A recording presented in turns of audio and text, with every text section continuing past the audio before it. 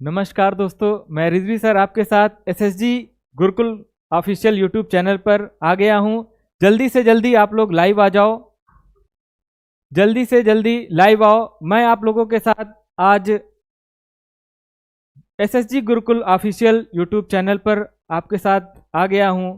तो बेटा जल्दी से जल्दी राहुल सागर, नमस्कार सर, नीलम सिंह, मोनिका राज, गुड नून। बेटा जल्दी से जल्दी लाइव आ जाओ। आज बहुत ही अच्छा सेशन स्टार्ट होने वाला है, बहुत ही बढ़िया और बहुत ही अच्छा। ये मान के चलिए 23 जनवरी को आपको एग्ज़ाम देना है और 23 जनवरी से पहले हम आपको इतना सिखा देंगे कि आप बाल विकास में सीडीपी में 30 नंबर लाओगे। ठीक है, तो जल्दी से जल्दी बेटा शेयर करो, सब्सक्राइब करो चैनल को। सचिन कुमार, जय श्री राम, जय श्री राम बेटा। नेहा जायसवाल, गुड नून बेटा। जल्दी से जल्दी बेटा शेयर कर दो। सचिन कुमार, सब लोग आ चुके हैं। नरेंद्र पाल, शरीफ खान, रोहित सोलंकी, सुशील कुमार, गरिमा सिंह, बेटा जल्दी से जल्दी लाइव करो। आज आपको बहुत ही बढ़िया सेशन स्टार्ट होने वाला है। बच्चों की डिमांड थी कि सर थोड़ा सा टेट के पहले हमें मैराथन या कुछ क्वेश्चन करा दीजिए। तो बेटा जैसे पैंडेमिक चल रहा है तो ऑफलाइन क्लासेस पे नहीं संभव हो पाया, तो हमने सोचा आप लोगों तक पहुँचें, कैसे भी पहुँचें और हम आपको क्या करें, बढ़िया से बढ़िया क्वेश्चन, बढ़िया से बढ़िया टॉपिक क्लियर करा दें, ताकि आप जैसे आपने 28 तारीख को जितने बच्चे हमारे साथ ऑफलाइन जुड़े हुए हैं तो उनको पता है अच्छे से 28 तारीख को जैसे हमारा पढ़ाया हुआ सब कुछ आया था। बताओ बेटा कमेंट्स करके कि हमारा पढ़ाया कितना आया था। ठीक है, तो सबको पता है। तो आप लोग क्या करो, जल्दी से जल्दी शेयर कर दो। शेयर कर दिया जी, बिल्कुल। चलिए, तो एक बार आपको हमारी तरफ से फिर नमस्कार, और आपसे आज मकर संक्रांति है, इसके लिए बहुत ही बधाई हो आपको। ठीक है, आइए सेशन को स्टार्ट करते हैं। देखिए थोड़ी सी चर्चा हम करेंगे। अगर हम बात करें, जितने लोग हमारे साथ लाइव बने हुए हैं बेटा लाइव बने रहो, और आज हम सेशन को स्टार्ट करते हैं और आपसे वार्तालाप करते हैं। और सीडीपी के बारे में आपको पता होगा कि बहुत ही अच्छा चलने वाला है। गरिमा सिंह 30 में 30, बिल्कुल बेटा 30 में 30। नेहा जायसवाल 30 में 30, बिल्कुल बेटा 30 में 30 आएगा। और मेरे साथ बने रहो। देखो थोड़ी सी चर्चा अगर हम आज आपको सिर्फ बताएंगे, चाइल्ड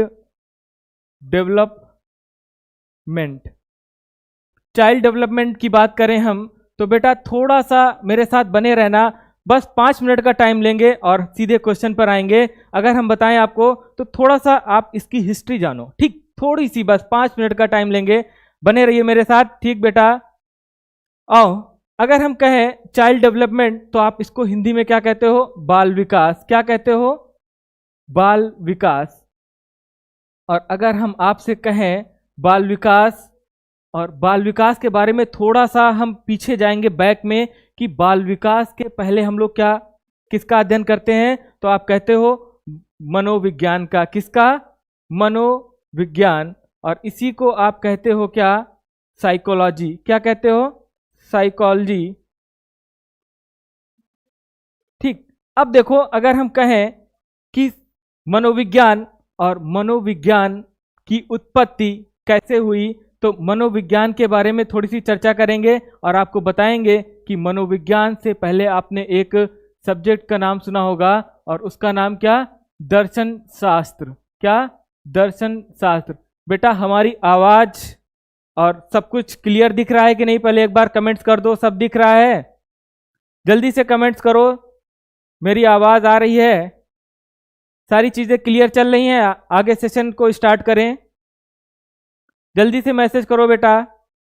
नीलम सिंह 28 क्वेश्चन आए थे सर। जी बिल्कुल, आपकी 30 में 30 आएंगे, परेशान मत हो। 28 क्वेश्चन आए थे, इस बार 30 में 30। चलो और स्टार्ट करते हैं। गरिमा सिंह जी बिल्कुल बिल्कुल, आइए स्टार्ट करते हैं। हमने कहा दर्शन शास्त्र, और दर्शन शास्त्र को आप इंग्लिश में क्या कहते हो, फिलॉसफी। क्या कहते हो, फिलॉसफी। और अगर हम इसकी बात करें तो आपको थोड़ा सा हम समझाएं कि देखो दर्शन शास्त्र एक आप कह सकते हो सारे सब्जेक्टों का एक संग्रह था। ठीक है, जितने भी सब्जेक्ट की उत्पत्ति हुई या इस से शाखा का जन्म हुआ तो वो कितना दर्शन शास्त्र से, किससे? दर्शन शास्त्र से। और अगर हम थोड़ा सा आपको बताएं दर्शन शास्त्र के बारे में, देखिए दर्शन शास्त्र के बारे में थोड़ा सा बताते हैं आपको। देखिए यहां से अगर हम कहें फिलॉसफी, तो जो हमारे साथ ऑफलाइन बैच में पढ़े हैं तो आसानी से जानते होंगे फिलॉसफी को कितने भागों में बांट, किन दो शब्दों से मिलकर बना है। तो आप कहोगे एक फिलॉस और दूसरा आप कहते हो सूफिया। क्या कहते हो? सूफिया। अब देखो यहां से हमने कहा एक आप कहते हो फिलॉस, दूसरा कहते हो सूफिया। और अगर हम बात करें फिलॉस की तो आप फिलॉस को कहते हो क्या? लव। और लव के बारे में बताने की जरूरत नहीं है, सब जानते हैं लव को हिंदी में क्या बोलते हैं? प्रेम। क्या बोलते हैं? प्रेम। और अगर हम कहें सूफिया तो सूफिया का अर्थ होता है नॉलेज। क्या होता है? नॉलेज। और इसी को आप कहते हो क्या? ज्ञान। क्या कहते हो? ज्ञान। और अगर हम इसका शाब्दिक अर्थ या मीनिंग निकालें तो क्या निकलता है? दर्शन शास्त्र का, फिलॉसफी का शाब्दिक अर्थ क्या निकलता है? ज्ञान से प्रेम करना। ठीक, क्या होता है? ज्ञान से प्रेम करना। अब देखो यहां से हम कहें दर्शन शास्त्र की बात बताएं तो दर्शन शास्त्र में क्या होता था? तमाम साइकोलॉजिस्ट अपना कोई भी विचार या कोई भी थॉट रखते थे तो सबसे पहले इन फिलॉसफर के पास जाते थे और अपना विचार व्यक्त करते थे, बताते थे कि साहब हम अपना थॉट्स लाए हैं, विचार लाए हैं, ये आप अपने सब्जेक्ट में इसको क्या करो? इंक्लूड कर लो। ध्यान से सुनना, बहुत ही अच्छा स्टार्ट होने वाला है। अगर हम आपको बताएं तो इन्होंने कहा कि देखो जब भी कोई भी विचार आता था, कोई भी थॉट्स रखा जाता था तो सबसे पहले किसके पास? इन दर्शन शास्त्रियों के पास आते थे, अपना विचार रखते थे, बताते थे, कहते थे कि साहब इसको आप अपने सब्जेक्ट में क्या करो? इंक्लूड कर लो। ठीक, अब धीरे धीरे साइकोलॉजी अपने आप में, मनोविज्ञान बड़ा होता गया, ये सब्जेक्ट क्या हुआ? ब्रॉड होता गया। तब ये की हुआ कि देखो चलो कुछ साइकोलॉजिस्टों ने कहा कि चलते हैं दर्शन शास्त्रियों से कुछ विचार विमर्श करते हैं, वार्तालाप करते हैं और उनसे कहते हैं कि साहब हमारे सब्जेक्ट की शाखा को क्या करो? अलग कर दो, हम एक सब्जेक्ट बनाना चाहते हैं। और वहीं से क्या हुआ? वहीं से आपको बताएं तो यहीं से मनोविज्ञान की उत्पत्ति होती है। और हम आपको बताते चलेंगे मनोविज्ञान के बारे में कि मनोविज्ञान की उत्पत्ति होती है। और देखिए अगर हम कहें मनोविज्ञान तो आप कहते हो साइकोलॉजी। क्या कहते हो? साइकोलॉजी। अब देखो यहीं से एक शब्द आपसे पूछें, एक क्वेश्चन पूछें, आप बताओ, सब लोग आंसर देना कि साइकोलॉजी शब्द दिया किसने? अगर हम पूछें तो क्या बताओगे? रुडोल्फ गोल्काय। रुडोल्फ गोल्काय, ये मनोवैज्ञानिक, इन्होंने क्या दिया? साइकोलॉजी शब्द दिया। और कब दिया? पूछता है कब दिया, तो कब बताते हो? 1590। और इसी को आप 1590 को आप क्या कह देते हो? 16वीं शताब्दी। क्या कहते हो? 16वीं शताब्दी। 16th सेंचुरी की बात करते हो तो आप कहते हो 16वीं शताब्दी। ठीक, अब देखो यहीं से क्या होता है? साइकोलॉजी को दो शब्दों से मिलकर बनता है। अगर हम आपको बताएं तो आप कहते हो कि साइकोलॉजी कितने? दो शब्दों से मिलकर बनता है।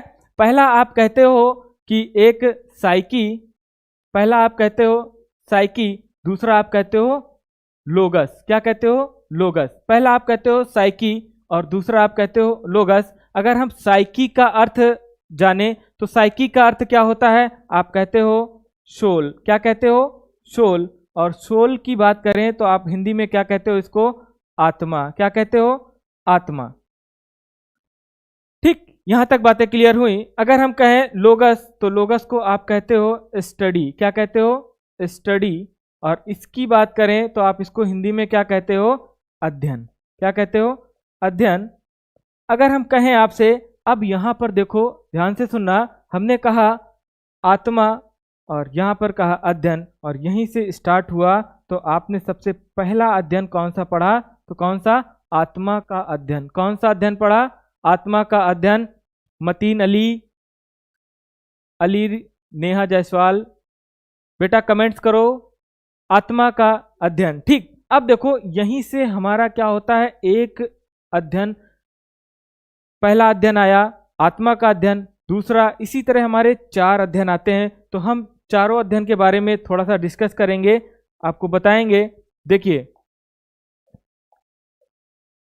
यहां पर देखिए, हमने पहला पढ़ा कौन सा? आत्मा का अध्ययन। आपने कहा आत्मा का अध्ययन, ठीक। फिर आप कहते हो आत्मा का अध्ययन, और आत्मा का अध्ययन आया कब? तो आप क्या बताते हो? आत्मा का अध्ययन 16वीं शताब्दी में। कब आया?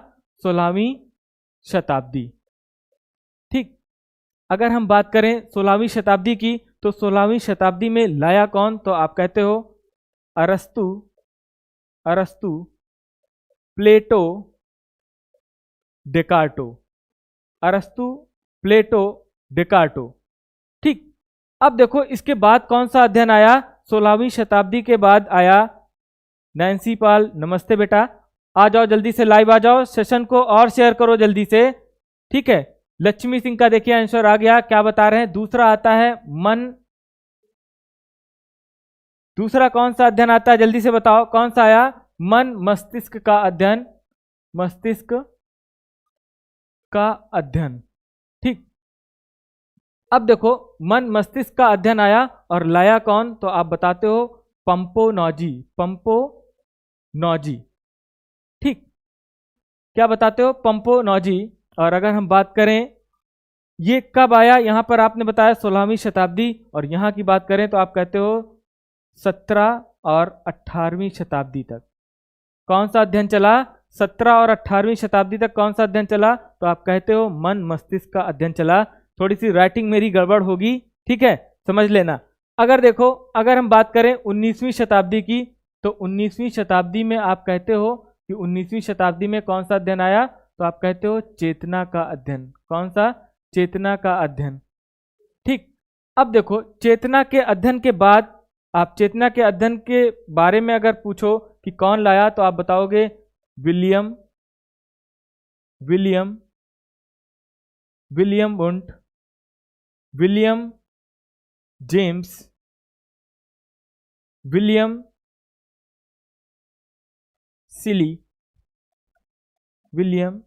सिली, और विलियम वुंट के शिष्य कौन? तो कौन? टिचनर। क्या नाम है? टिचनर। ध्यान से सुनना, हमने कहा पहला अध्ययन कौन सा आया? तो आपने कहा आत्मा का अध्ययन आया। कौन लाया? अरस्तु, प्लेटो, डेकार्टो। दूसरा कौन सा आया? मन मस्तिष्क का अध्ययन। कौन लाया? पंपोनाजी। 19वीं शताब्दी की बात करें तो 19वीं शताब्दी में आपने कहा कि चेतना का अध्ययन आया, और कौन लाया? William Wundt, William James, William Sully, और विलियम वुंट के शिष्य कौन? टिचनर।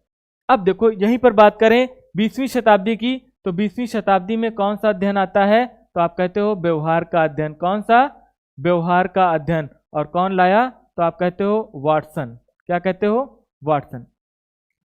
अब देखना, ध्यान से सुनना, अगर हमने कहा गुड इवनिंग बेटा अनीता वाजपेयी, अब देखो हमने कहा आत्मा का अध्ययन। अच्छा, एक अध्ययन से दूसरा अध्ययन अगर आया तो कहीं ना कहीं कोई ना कोई लॉजिक होगा, कोई ना कोई कारण रहा होगा, तब तो आया होगा। अगर हम आपको बताएं तो आप देखो, जब आत्मा का अध्ययन आया तो आत्मा के अध्ययन में कौन कौन शामिल था? अरस्तु, प्लेटो, डेकार्टो। अगर यहाँ पर हम बात करें तो यहाँ पर पंपोनॉजी। अब ये लोग क्या करते हैं? पंपोनॉजी और पंपोनॉजी के शिष्य आपस में वार्ता करते हैं, कहते हैं कि देखो, अगर आप बात करो अरस्तु, प्लेटो, डेकार्टो की, तो ये लोग अपना अच्छा नाम कमा रहे हैं, फेमस हो रहे हैं, चलो हम भी कुछ करते हैं ऐसा कि हमारा भी नाम हो, हम भी फेमस हो। तो ये लोग पंपोनाजी और पंपोनाजी के सहयोगी क्या करते हैं? अरस्तु, प्लेटो और डेकार्टो के पास एक बैठक करते हैं, और वहां पर वार्ता करते हैं, और कहते हैं कि साहब आप बताओ, आप कहते हो कि बालक के आत्मा का अध्ययन कर लें, तो बालक के आत्मा के अध्ययन से क्या ओवरऑल डेवलपमेंट संभव है? क्या आप आत्मा को पढ़ लोगे या आत्मा को देख लोगे या आत्मा को छू सकते हो? ऐसे 4 से 5 क्वेश्चन पूछते हैं, तो ये अरस्तु, प्लेटो, डेकार्टो बहुत सटीक आंसर नहीं दे पाते। वहीं से कहते हैं कि देखो, अगर हम बालक के मन और मस्तिष्क को पढ़ लें तो कहीं ना कहीं हम बेहतर कर सकते हैं, अच्छा कर सकते हैं। तो वहीं से क्या हुआ, इनका बोलबाला हुआ पंपुनाजी का और पंपुनाजी के सहयोगियों का, और उन्होंने कहा कि देखो, अगर हम बालक के मन को पढ़ लें, बालक के मस्तिष्क के बारे में जान जाएं, तो हम बालक के ओवरऑल डेवलपमेंट के बारे में अच्छे से, बेहतर से जान सकते हैं। ठीक यही बात होती है जब पहुंचते हैं 19वीं शताब्दी में, तो यहाँ पर William Wundt, William James, William Sully और टिचनर साथ में ये लोग वार्ता करते हैं, और फिर किससे बैठक करते हैं? पंपुनाजी से और पंपुनाजी के सहयोगियों से, और कहते हैं कि बताइए कि साहब, आप कहते हो कि बालक के मन और मस्तिष्क का अध्ययन कर लिया जाए, तो हाँ, कैसे संभव है कि बालक के, अगर हम मन और मस्तिष्क को, क्या आप बालक के मन को देख सकते हो? क्या आप बालक के मन को छू सकते हो? क्या आप बालक के मन को जान सकते हो? ऐसे कई 4 से 5 क्वेश्चन पूछते हैं, कुछ थोड़ा बहुत आंसर आता है, कुछ नहीं आता, सटीक आंसर नहीं आता। तो वहीं से ये लोग कहते हैं कि देखो, बालक के अगर हम चेतना का अध्ययन कर लें तो कहीं ना कहीं बेहतर कर सकते हैं और अच्छा कर सकते हैं। ध्यान से सुनना, हम लोग रटते चले आते हैं और बस किताब में देखा कि 19वीं शताब्दी, और 19वीं शताब्दी में किसका? चेतना का अध्ययन। लेकिन सही बताएं तो हमें चेतना शब्द की मीनिंग नहीं पता होती, और हम लोग बस रटते रहते हैं कि हम लोग चेतना का अध्ययन, चेतना का अध्ययन। ठीक, तो आज हम आपको बताएंगे कि चेतना के बारे में। ठीक, आइए बताते हैं। देखिए, चेतना, अगर आप इसका मीनिंग निकालो तो आप कहते हो एक चेतन, चेतन, अर्धचेतन, अर्धचेतन और अचेतन। देखो भैया, ध्यान से सुनना, हमने कहा चेतन शब्द की मीनिंग निकालना है, इसका अर्थ जानना है। इन लोगों ने अगर बोला कि चेतन का अध्ययन कर लें, बालक के चेतना का अध्ययन कर लें, तो हम बालक के विकास के बारे में, बालक के डेवलपमेंट के बारे में सही से जान सकते हैं। बेटा जल्दी से सेशन को लाइक करो, शेयर करो सब लोग, ठीक है। आओ, हमने कहा देखो, एक सिगमंड फ्राइड की थ्योरी है, वहां से ही चेतन शब्द की उत्पत्ति होती है, और वहां से अगर हम बताएं तो आप कहते हो कॉन्शियस, कॉन्शियस, सबकॉन्शियस और अनकॉन्शियस, 3 होते हैं। और तीनों में अगर हम आपको बताएं तो आप कहते हो चेतन का, अगर यहाँ के इनके माध्यम से अगर हम अर्थ निकालें तो आप कहते हो जब बालक सही गलत उचित अनुचित के बारे में पूर्ण रूप से जानकारी रखने लग जाता है, तो उसको हम किस में रखते हैं? चेतन में। किस में रखते हैं? चेतन में। क्या सही, क्या गलत, क्या उचित, क्या अनुचित, इसके बारे में अगर पूर्ण रूप से जानकारी जान जाता है तो उसको हम किस में रखते हैं? चेतन में। दूसरा देखो, दूसरा हमने कहा अर्धचेतन, इसमें किस बालक को, किस श्रेणी के बालक को रखते हैं? जब कहते हैं कि जब बालक सही गलत, क्या उचित, क्या अनुचित, इसके बारे में थोड़ी बहुत जानकारी जानता है और थोड़ी बहुत नहीं जानता, तो उसको किस में रखते हो? अर्धचेतन में। अगर हम अचेतन की बात करें तो आप कहते हो जब बालक को सही गलत उचित अनुचित के बारे में बिल्कुल भी जानकारी नहीं होती है, तो उसको किस में रखते हो? अचेतन में। अब देखो, इन्होंने कहा कि अगर बालक सही गलत उचित अनुचित के बारे में जानता है, नहीं जानता है, अगर इसके सबका अगर हम अध्ययन कर ले जाएं, तो हम कहीं ना कहीं बालक के ओवरऑल डेवलपमेंट के बारे में बेहतर कर सकते हैं और उसके भविष्य के बारे में जान सकते हैं। ठीक, यहीं से क्या हुआ, इसके बाद आते हैं व्यवहार के अध्ययन पर। 20वीं शताब्दी में कौन सा अध्ययन आता है? व्यवहार का अध्ययन। और अगर व्यवहार के अध्ययन की बात करें तो व्यवहार का अध्ययन कौन लाया? वॉटसन। कौन लाया? वॉटसन। और वॉटसन की बात बताएं तो वॉटसन के साथ एक सहयोगी हैं और उनका नाम है मैकडूगल। क्या नाम है? मैकडूगल। मैकडूगल। और अगर हम मैकडूगल की बात बताएं तो मैकडूगल साहब ने कहा कि देखो, एक इनकी पुस्तक बहुत ही फेमस पुस्तक है और उसका नाम है आउटलाइन ऑफ साइकोलॉजी। ठीक, देखो इनकी पुस्तक का क्या नाम है? Outline of psychology. अगर हम कहें, इस पुस्तक में इन्होंने पेज नंबर 16 पर, कितने पर? पेज नंबर 16 पर इस चेतन शब्द की कड़ी निंदा करी, चेतना शब्द की कड़ी निंदा करी, अवहेलना करी, कहा कि देखो चेतन वगैरह कुछ नहीं होता, इस शब्द की कड़ी निंदा करी और कहा कि देखो चेतन के अध्ययन से कोई संभव नहीं है।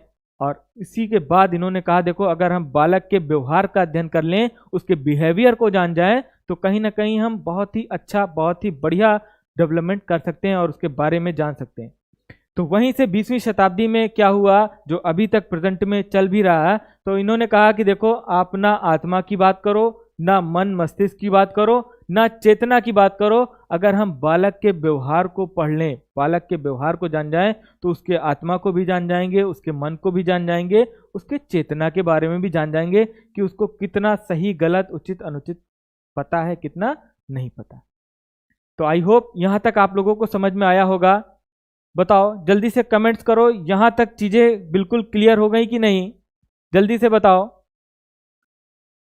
ज़ैनब फातिमा पेज नंबर 16, चलिए जल्दी से कमेंट्स करिए। जी बिल्कुल समझ में आ गया। अब चलिए यहीं से स्टार्ट करते हैं। अब आपको हम बताते हैं, आपने कहा साइकोलॉजी के बारे में समझ चुके थे। अब देखो यहां से थोड़ा सा हम आपको थोड़ा सा थॉट्स और बताएंगे, उसके बाद हम आपको सीधे किस पर ले चलते हैं, क्वेश्चन पर ले चलते हैं। आपने ये सारी चीजें पता हो गई कि हमें हिस्ट्री के बारे में। सबसे पहले आपने कहा कि मनोविज्ञान साइकोलॉजी शब्द दिया किसने, तो आप बताओगे रोडोल्फ गोल्काय। और दूसरा आपने कहा कब दिया, तो आप कहते हो 1590। और अगर पहला अध्ययन तो आप कहते हो आत्मा का अध्ययन, दूसरा आप कहते हो मन मस्तिष्क का अध्ययन, तीसरा आप कहते हो चेतना का अध्ययन, चौथा आप कहते हो व्यवहार का अध्ययन। यहां तक सबको समझ में आ गया होगा। अब देखो यहां से अगर हम बात करें तो एक हम टॉपिक थोड़ा सा आज क्लियर करना चाहते हैं और उनका नाम है जीन पियाजे। क्या नाम है? जीन पियाजे। देखो जीन पियाजे की बात करें तो आप जानते हो जीन पियाजे के बारे में थोड़ी सी चर्चा करेंगे। चलो जल्दी से कमेंट्स करो जीन पियाजे के बारे में। देखो ये रहने वाले कहाँ के, तो आप बताते हो स्विट्जरलैंड के। कहाँ के? स्विट्जरलैंड के। ठीक। अब देखो यहां से क्वेश्चन क्या बनता है, बहुत ज्यादा। देखो आपको हम बता दें, थोड़ा सा हिंट दे दें आपको, कि जब भी आप टेट, सुपर टेट, सीटेट किसी की भी बात कर लो, तो 3-4 मनोवैज्ञानिक ऐसे हैं कि इन्होंने अपना बोलबाला इस सब्जेक्ट पर रख लिया है। और आपको विश्वास दिलाएं कि आप कितने भी प्रैक्टिस सेट उठा के देखो, वहां पर आपको जीन पियाजे, वाइगॉस्की, कोहलबर्ग, ये सब क्या है, मोस्ट इंपॉर्टेंट माने जाते हैं। मतलब इनसे कहीं ना कहीं किसी भी बेस्ड पर अप्लाइड क्वेश्चन, इनसे डायरेक्ट क्वेश्चन हिट करते हैं। ठीक। तो आप लोगों को कम से कम, अब देखिए बहुत ज़्यादा समय हम लोगों के पास नहीं बचा है, 1 हफ्ते बचे हैं, तो इसमें हम लोगों को जो चीज़ें पढ़नी है जो आपको एग्जाम में बिल्कुल हिट कर जाएं। ठीक। तो उसी को बेस्ड बनाकर चलेंगे कि ताकि आप लोग क्या करो, बिल्कुल सही समय पर सही रणनीति से आपका सिलेबस भी कंप्लीट हो जाए। और यहाँ पर देखो आपको बताएं तो बिल्कुल भी परेशान होने की जरूरत नहीं है और कूल माइंड होके पढ़ाई करो। ठीक है, बिल्कुल टेंशन लेने की जरूरत नहीं है। आप बने रहो मेरे साथ। और देखो कोई भी एग्जाम देने से पहले आप अपने अंदर पहले कॉन्फिडेंस लाओ।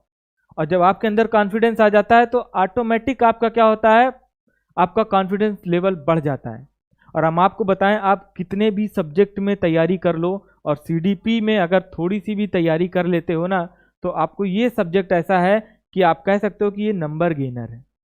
एक नंबर गेनर सब्जेक्ट है, आपको 30 में 30 नंबर दिला सकता है। और हम आपको बताएं, अगर आप मैथ में बहुत ही अच्छा बैकग्राउंड है आपका, बहुत अच्छी तैयारी करते हो, लेकिन पॉसिबल नहीं होता कि आप 30 में 30 ले आओ। ठीक है, तो इसीलिए आप इस सब्जेक्ट पे थोड़ी सी मेहनत कर दो, मेरे साथ बने रहो। और हम क्वेश्चन की सीरीज लेकर आए हैं, बहुत ही मोस्ट इंपॉर्टेंट क्वेश्चन लेकर आए हैं जो आपको एग्जाम में बिल्कुल हिट करेगा, पूरा विश्वास दिला रहे हैं। आप देखना एग्जाम में बैठना 23 तारीख को, तो मेरा ही चेहरा याद आएगा कि हाँ रिजवी सर ने बताया था। ठीक है, अर्चना गौतम जी बेटा गुड इवनिंग, आ जाओ। देखो अगर हम जीन पियाजे की बात करें तो जीन पियाजे ने कितनी अवस्थाएं दी, तो आप सब जानते हो 4 अवस्थाएं दी। कितनी अवस्थाएं दी? 4 अवस्थाएं। और थोड़ी सी चर्चा करेंगे। तो पहला आप कहते हो संवेदी गामक, इसी को आप कहते हो सेंसरी मोटर स्टेज, संवेदी गामक अवस्था, इसी को आप कहते हो सेंसरी मोटर स्टेज। और अगर हम दूसरे की बात करें तो आप कहते हो, कि पहला हो गया ये, और दूसरे की बात करें तो दूसरा आप कहते हो पूर्व या प्राक संक्रियात्मक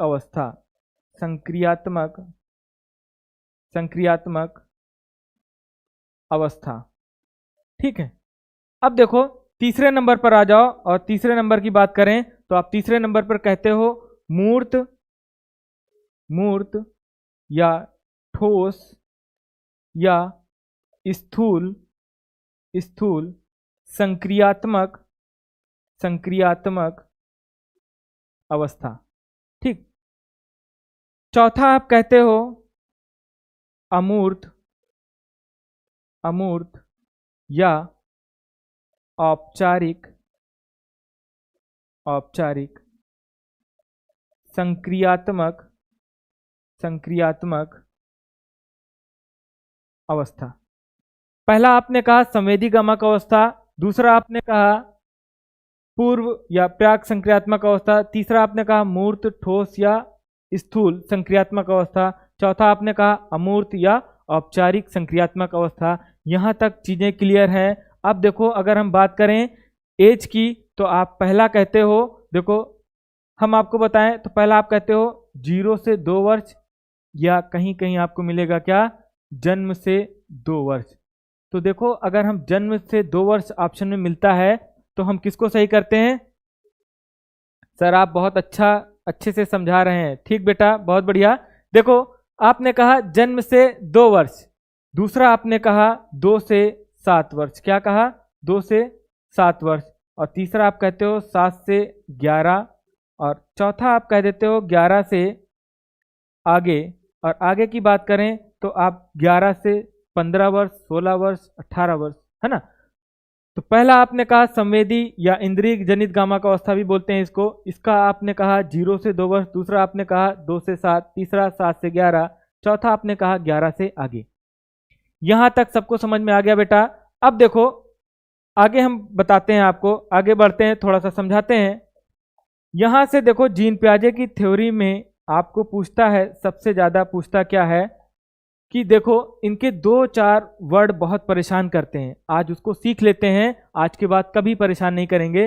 देखो हमने कहा इन्होंने बुद्धि के जगह पर किसका प्रयोग किया, बुद्धि की जगह किसका प्रयोग किया, तो आप कहते हो स्कीमा शब्द का। किसका?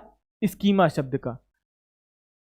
सबसे पहला क्वेश्चन क्या बना कि बुद्धि के जगह पर प्रयोग स्कीमा शब्द किस मनोवैज्ञानिक द्वारा किया गया? तो किसके द्वारा किया गया? जल्दी से कमेंट्स करके बताओ किसके द्वारा किया गया?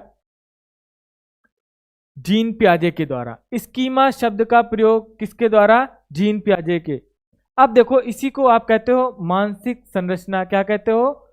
मानसिक संरचना, मानसिक संरचना। ठीक।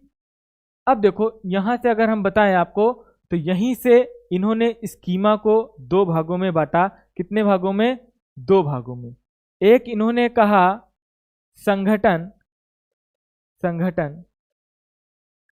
और दूसरा इन्होंने कहा अनुकूलन। क्या बोला? अनुकूलन, एडॉप्टेशन। क्या बोला? एडॉप्टेशन। अब देखो अगर इनको बताएं तो अनुकूलन को कितने भागों में बांटा? अनुकूलन को 2 भागों में बांटा। एक कहते हो आप आत्मसात्करण,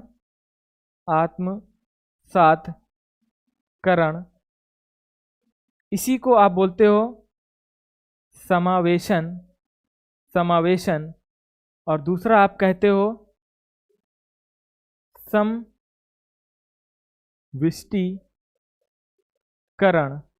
और इसी को आप कहते हो समायोजन। इसी को आप क्या कहते हो? समायोजन। ठीक। अब देखो समायोजन, हमने आपको बताया स्कीमा को दो भागों में बांटा। पहला आपने कहा संगठन, दूसरा कहा अनुकूलन, एडॉप्टेशन। और एडॉप्टेशन की बात करें तो इन्होंने एडॉप्टेशन को, अनुकूलन को दो भागों में बांटा। पहला कहा आत्मसात्करण या समावेशन, दूसरा कहा समविष्टीकरण या समायोजन। अब देखो, आत्मसात्करण को आप कहते हो इंग्लिश में एसिमुलेशन। क्या कहते हो? एसिमुलेशन। दूसरा आप समविष्टीकरण या समायोजन को एकोमोडेशन बोलते हो। आइए हम आपको सिखाते हैं आत्मसात्करण क्या होता है, समविष्टीकरण क्या होता है। इन दोनों के बारे में पहले सीखते हैं और आगे की कहानी आगे पढ़ते हैं। अनुकूलन, अनुकूलन का आप कहते हो एडॉप्टेशन। एडॉप्टेशन में कितने भागों में बांटा? दो भागों में। एक आपने कहा समावेशन। आप बताओ, अगर हम आपसे कहें, इसकी थोड़ी सी थ्योरी समझो। इन्होंने कहा कि अगर हम बात बताएं आपको, समावेशन का परिभाषा अगर आप निकालें तो आप बताओ क्या निकालोगे? कहोगे कि जब हमारे पास पूर्व का ज्ञान हो और उसी के आधार पर हम अपने आप को क्या करें? समाज में समायोजित करें, उसी को आप क्या कहते हो? समावेशन। मतलब पूर्व ज्ञान के आधार पर। किसके आधार पर? पूर्व ज्ञान, प्रीवियस नॉलेज के आधार पर अगर हम अपने आप को समाज में समायोजित करते हैं तो वो क्या कहलाता है? समावेशन। और दूसरा आपने कहा पूर्व का ज्ञान हो, क्या हो? पूर्व का ज्ञान हो और साथ ही साथ नया ज्ञान भी ऐड कर दिया जाए, प्रीवियस नॉलेज के साथ साथ न्यू नॉलेज भी ऐड हो जाए, तो वो क्या कहलाता है? समविष्टीकरण। यहां तक चीजें समझ में आई? पहला आपने कहा समावेशन, दूसरा कहा समविष्टीकरण। ठीक। अब देखो आगे की कहानी थोड़ा सा बताते हैं आपको। यहां से अगर क्वेश्चन बना और इनसे पूछता है कि जीन पियाजे ने, देखो दो चार शब्द ऐसे हैं जो बहुत एग्जाम में पूछे जाते हैं जीन पियाजे से। पहला हम आपको बताएं तो आप कहोगे स्कीम्स। क्या बोलते हो? स्कीम्स। अब देखो स्कीम्स शब्द किससे बना है? स्कीमा से। किससे बना है? स्कीमा से। और स्कीम्स का हम अगर आपको परिभाषा बताएं, थोड़ा सा समझाएं, तो आप कहोगे स्कीम्स के बारे में कि वह पैटर्न, वह क्रिया जो बार बार दोहराई जाए, हमारे व्यवहार में बार बार दोहराई जाए, उसी को क्या कहते हो? स्कीम्स कहते हो। ठीक। स्कीम्स के बारे में ऐसे ही 4 से 5 शब्द और हैं जो हमें बहुत परेशान करते हैं।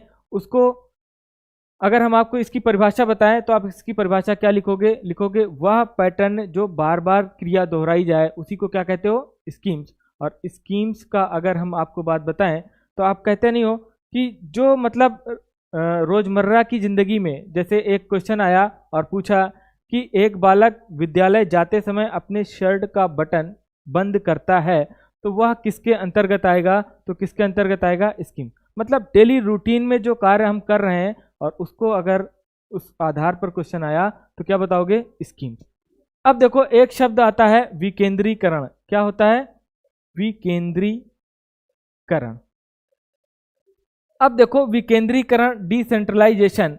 अब यहां पर देखो विकेंद्रीकरण होता क्या है? विकेंद्रीकरण के बारे में बताएं तो आप कहते हो कि जब किसी वस्तु के बारे में या किसी चीज के बारे में वास्तविक रूप से चिंतन करें या गहराई से चिंतन करें तो उसको क्या कहते हो? विकेंद्रीकरण, डिसेंट्रलाइजेशन कहते हो। ठीक है, बताओ बेटा कमेंट्स करके, समझ में आ रहा है सबको? ठीक है, तो आप क्या कहते हो? विकेंद्रीकरण, डिसेंट्रलाइजेशन। ठीक। चलिए अब आज के लिए इतना ही रखते हैं और आगे की क्लास में हम आपको और चीजें क्लियर करेंगे। अभी क्या करते हैं, आज हम कुछ क्वेश्चन आपको कराते हैं। ठीक, कुछ क्वेश्चन कराते हैं। जल्दी से कमेंट्स करो, सब लाइव आओ, जल्दी से लाइव आ जाओ। कितने लोग लाइव हो जल्दी बताओ, जल्दी से लाइव आओ। ठीक है, देखो जल्दी से लाइव करो और सेशन को लाइव करो। बहुत ही अच्छी सीरीज स्टार्ट होने वाली है क्वेश्चन की, महा मजा आने वाला है। ठीक है, तो जल्दी से कमेंट्स करो, आओ स्टार्ट करते हैं। देखिए आपकी स्क्रीन पे पहला क्वेश्चन ये रहा। आइए जल्दी से इसका आंसर दीजिए, जल्दी से। अब सेशन स्टार्ट हो चुका है क्वेश्चन का।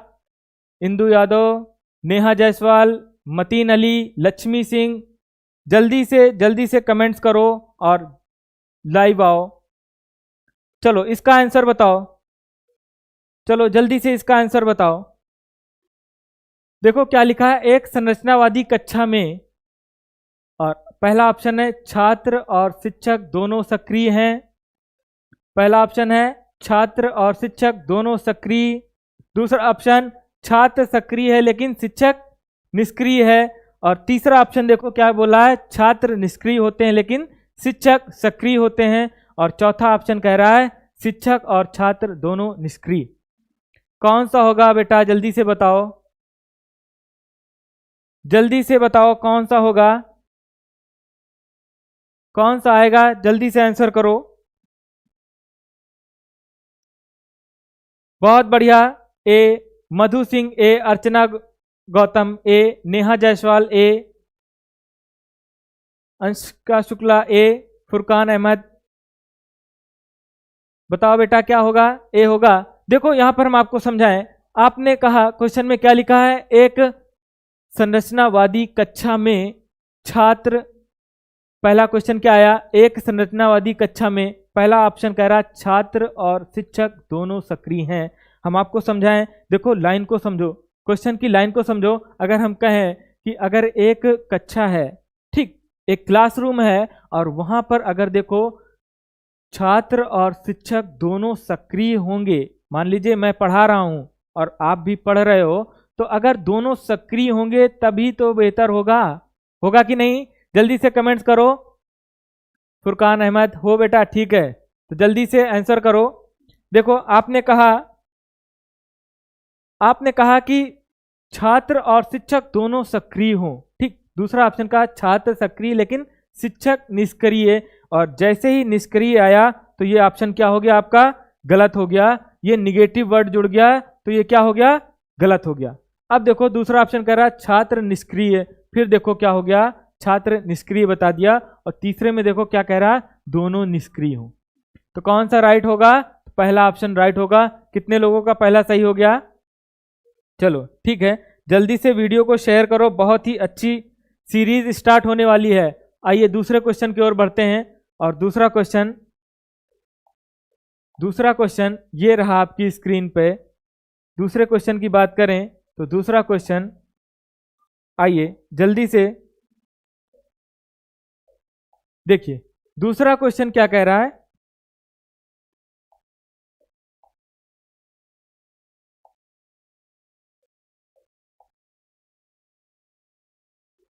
दूसरा क्वेश्चन देखिए कुछ गड़बड़ हो गया है।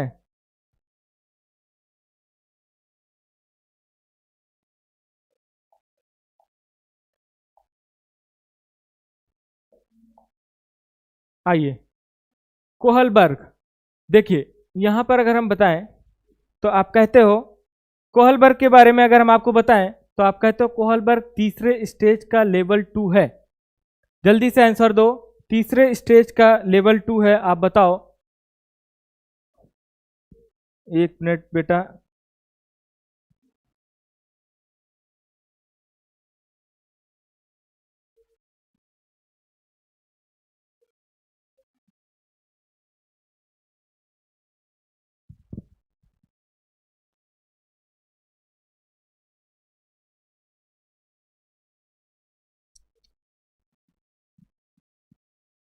तो थोड़ा आ जाइए।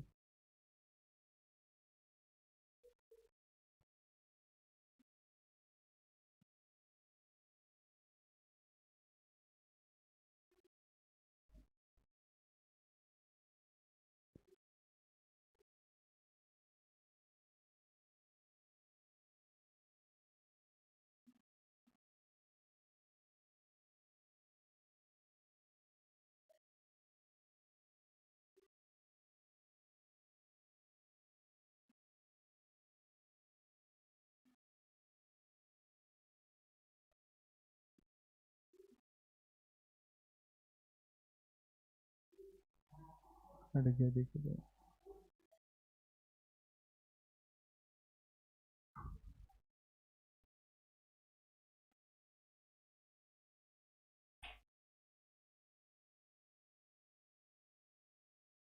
चलो बेटा आ जाओ, फिर लाइव आ जाओ सब लोग। थोड़ा सा दिक्कत आ गई थी। आइए दूसरे क्वेश्चन पर आते हैं। और दूसरा क्वेश्चन क्या लिखा है? कोहलबर्ग। क्या लिखा है? कोहलबर्ग के तीसरे स्टेज का लेवल 2 है। चलिए आइए, आ गए, लाइव आ गए। देखो थोड़ी सी टेक्निकल प्रॉब्लम आ गई थी, आप लोग फिर से लाइव आ जाओ।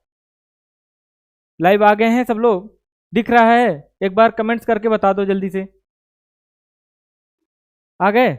चलिए अब देखिए, हमने कहा कोहलबर्ग के तीसरे स्टेज का लेवल है। तो ध्यान से सुनो, अगर हम कोहलबर्ग की बात करें तो कोहलबर्ग ने कौन सा सिद्धांत दिया? नैतिक विकास का सिद्धांत दिया। किसका दिया? नैतिक विकास का सिद्धांत। और अगर हम यहाँ पर बात करें, नैतिक विकास के सिद्धांत की बात करें, तो आप कहते हो कि नैतिक विकास के सिद्धांत में इन्होंने कितने स्तर दिए? 3। पहला आप कहते हो पूर्व संक्रियात्मक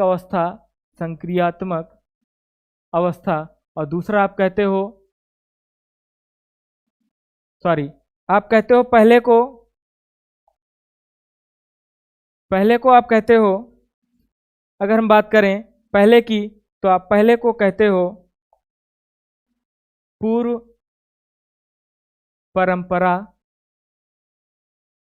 परंपरागत स्तर। दूसरा आप कहते हो परंपरागत। ध्यान से सुनो, पहला आप कहते हो पूर्व परंपरागत, दूसरा आप कहते हो परंपरागत, तीसरा आप कहते हो उत्तर परंपरागत। क्या कहते हो? उत्तर परंपरागत। अब देखो, आपसे क्वेश्चन में पूछा क्या? कोहलबर्ग के तीसरे स्टेज का लेवल 2 है। ध्यान से आंसर देना, गलत मत करना, बिल्कुल गलत नहीं होना चाहिए, ठीक है? ध्यान से आंसर दो। देखो, पहली अवस्था की बात करें पूर्व परंपरागत स्तर की, तो आप कहते हो इसमें दंड एवं आज्ञा पालन। क्या कहते हो? दंड एवं आज्ञा पालन। क्या कहते हो? आज्ञा पालन। ठीक, पहले में आप कहते हो दंड एवं आज्ञा पालन, दूसरा आप कहते हो इसी में दूसरा सोपान है और उसको आप कहते हो यांत्रिक सापेक्षिक अभिमुखता। क्या बोलते हो? यांत्रिक सापेक्षिक अभिमुखता। कितने लोगों का ए आ रहा है? लक्ष्मी सिंह डी। और कमेंट्स करो, जल्दी से बताओ क्या आंसर होगा। परंपरागत स्तर में आप कहते हो, पहला इसमें रखते हो अच्छा लड़का अच्छी लड़की। ठीक, अच्छा लड़का अच्छी लड़की अभिमुखता। और इसी में आप कहते हो सामाजिक संरक्षण की बात करते हो। किसकी? सामाजिक संरक्षण। किसकी बात करते हो? सामाजिक संरक्षण की। अब देखो, यहां पर अगर हम बात बताएं तीसरे स्तर की, तो तीसरे स्तर में देखो क्या बोलता है। तीसरे स्तर में आप कहते हो सामाजिक अनुबंधन।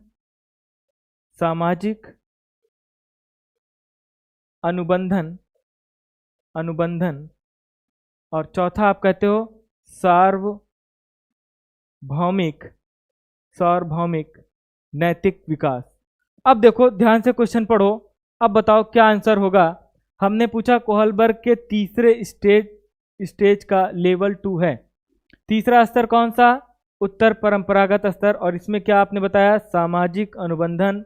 ठीक, तो दूसरा आपने बताया सार्वभौमिक नैतिक विकास। अब देखो क्या कोई ऑप्शन इसमें मिल रहा? पहला देखो अच्छा लड़का अच्छी लड़की, हमने किस में बताया? दूसरा है। कौन सा है?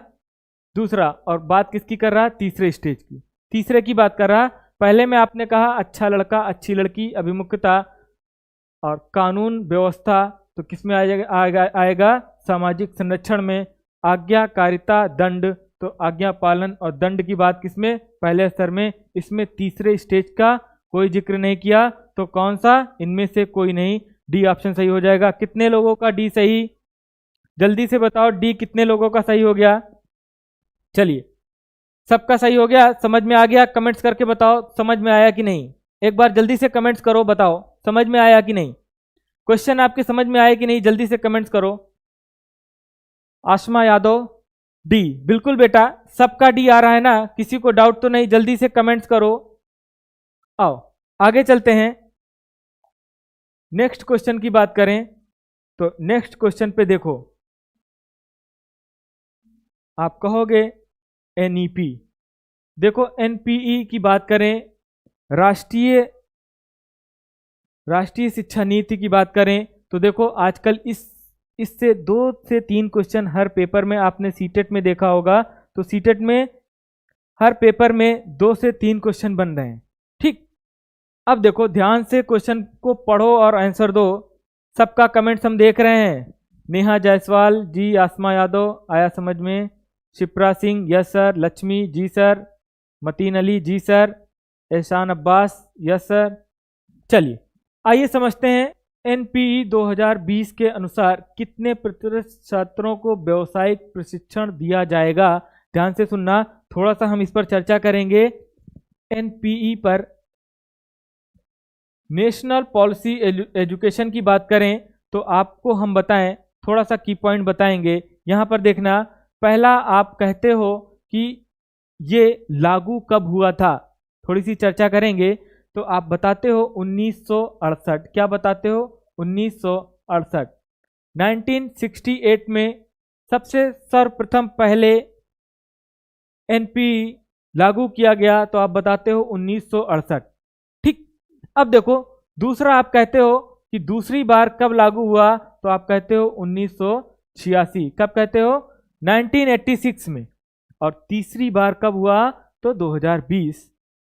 ध्यान से समझना, पहला 1968 में लागू किया गया, और ये दूसरा अगर पूछे तो दूसरा आप बताते हो कि 1986, और तीसरी की बात करता है तो आप कहते हो 2020। और कितने वर्षों बाद लागू हुआ, तो आप काउंट करना, तो कितना आएगा? 34 वर्षों बाद ये लागू हुआ है। 1986 के बाद 34 वर्षों बाद लागू हुआ है। अब देखो यहाँ पर क्वेश्चन पूछा क्या, एनपीई 2020 के अनुसार कितने प्रतिशत छात्रों को व्यावसायिक प्रशिक्षण दिया जाएगा। हम आपको एक एनपीई पर क्या करेंगे, पूरा एक टॉपिक क्लियर करा देंगे, और इससे बेस्ड जितने भी क्वेश्चन बनते हैं उनको हम आपको क्वेश्चन के माध्यम से करा देंगे। ठीक, देखो परेशान बिल्कुल ना हो, आप हो किसके साथ? रिजवी सर के साथ। तो आपके आएंगे कितने? 30 में 30, गारंटी दिला रहे हैं 30 में 30 आएंगे। हमको 29 नहीं चाहिए, ठीक है? 30 में 30, बढ़िया आराम से तैयारी करो। देखो यहां पर देखो, हम आपको व्यावसायिक प्रशिक्षण की बात बताएं, तो व्यावसायिक प्रशिक्षण में इन्होंने क्या बताया? 50%। कितना? 50%। कितने लोगों का 50? लक्ष्मी सिंह 50, नेहा जायसवाल नहीं बेटा 60 नहीं, 50% कर लो, ठीक है? तो कितना होगा? 50%। आ गया सबके समझ में? पहला कब आया? 1968। दूसरा कब आया? 1986। तीसरा कब? 1920। और कितने वर्षों बाद? 34 वर्षों बाद। ठीक, आइए आगे के क्वेश्चन पर चलते हैं और समझते हैं। देखिए अगला क्वेश्चन आपका, अब बताइए इसमें क्या होगा। लड़कों एवं लड़कियों के विषय में कुछ कथन नीचे दिए गए हैं। जल्दी से कमेंट्स करो, बताओ क्या आंसर होगा। लड़कों एवं लड़कियों के विषय में कुछ कथन नीचे दिए गए हैं, आपके अनुसार इनमें से कौन सा सही है? नेहा जायसवाल 30 में 30, बिल्कुल बेटा 30 में 30 आएगा। ठीक, देखो पहला क्वेश्चन है, लड़कों को घर के बाहर के कार्यों में सहायता करनी चाहिए। ध्यान से सोच समझ के आंसर देना, गलत मत करना। पढ़ाया हुआ है मेरा, जितने लोग हमसे पढ़े हुए हैं उनका तो बिल्कुल गलत नहीं होना चाहिए, ठीक है? आओ, पहला कह रहा है लड़कों को घर के बाहर के कार्यों में सहायता करनी चाहिए। दूसरा कह रहा है लड़कों को घर के कार्यों में सहायता करनी चाहिए। अब देखो ध्यान से समझना, यहाँ पर जेंडर वाइडनेस का थोड़ा सा क्वेश्चन हमने रखा है। यहाँ पर देखो क्वेश्चन का टाइप चेंज कर सकता है, लैंग्वेज चेंज कर सकता है, लेकिन एक क्वेश्चन यहाँ से बनता है पेपर में। तो हम आपको बताएं, पहला देखो लड़कों को घर के बाहर के कार्यों में सहायता करनी चाहिए। अब आप बताओ, लड़के घर के बाहर उनको करना चाहिए, ठीक। दूसरा कह रहा है कि लड़कों को घर के कार्यों में सहायता करनी चाहिए। लड़कों को घर के कार्यों में सहायता करनी चाहिए, जेंडर वाइडनेस नहीं रखना चाहिए। लड़कों को घर के कार्यों में सहायता करनी चाहिए। तीसरा कह रहा है सभी लड़कों को विज्ञान तथा लड़कियों को गृह विज्ञान पढ़ाया जाना चाहिए। ये ऑप्शन क्या होता है? ये ऑप्शन होता है महागलत। महागलत की श्रेणी चल चुकी है, महागलत क्या हो गया, महागलत। अब देखो लड़कियों को घर के कार्यों में सहायता करनी चाहिए, भैया लड़की तो घर के कार्यों में सहायता करती ही करती है, ठीक। और यहाँ पर देखो लड़कों को घर के बाहर कार्य करना चाहिए, ये भी सही है, करते ही करते हैं। लेकिन यहाँ पर ये लाइन पढ़ो, क्या कह रहा है, लड़कों को घर के कार्यों में सहायता करनी चाहिए ताकि ये जो जेंडर वाइडनेस है ये खत्म हो, कि लड़के बाहर का ही काम कर सकते हैं, घर का काम नहीं कर सकते, लड़कियां घर का ही काम कर सकती हैं, बाहर का नहीं कर सकती। तो ये चीज क्या करनी है, खत्म करनी है। बी आंसर, सबका भी आ रहा ना, बिल्कुल बी आंसर सबका भी। तो आज से जान जाओ लड़कों को घर के काम भी करने चाहिए ना। अब देखो लड़कियां खुश हो गई, किसके, लड़कों को घर के भी काम करने चाहिए। मजा आ रही है कि नहीं, जल्दी से सेशन बताओ, मजा आ रही है कि नहीं क्वेश्चन में। चलिए आगे बढ़ते हैं, आते हैं नेक्स्ट क्वेश्चन पे। और नेक्स्ट क्वेश्चन मेरा ये रहा,